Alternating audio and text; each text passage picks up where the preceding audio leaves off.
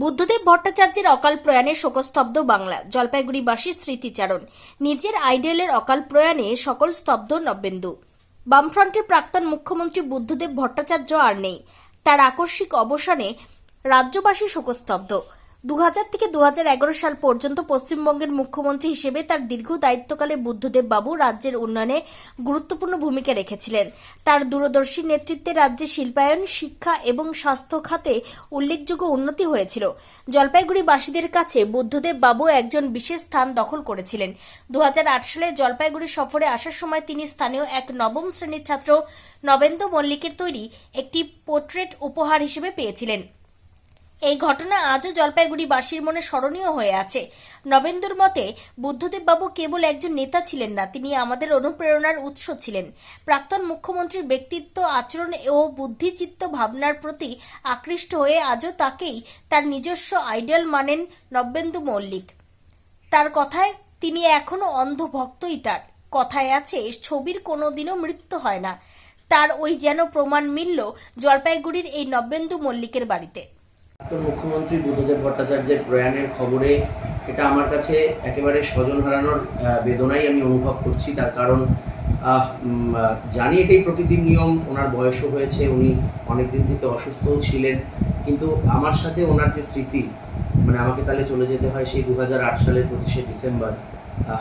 সে সময় আমি ছবি আঁকাআঁকি করতাম এবং সে সময় সদ্য সপ্তম বামফ্রন্ট সরকার গঠন হয়েছে। আমি নবম শ্রেণীর ছাত্র। একটি ছবি এঁকে বিভিন্ন জায়গা থেকে আমি পুরস্কৃত হচ্ছিলাম এই বামফ্রন্ট সরকারের বিষয়ে।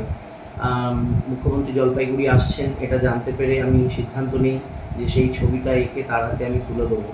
এবারে এটা তো ভাবাটা যতটা সহজ, কাজটা ততটাই কঠিন, কারণ মুখ্যমন্ত্রীর বিষয়, সেখানে অনেক প্রোটোকল, অনেক প্রশাসনিক বিষয়।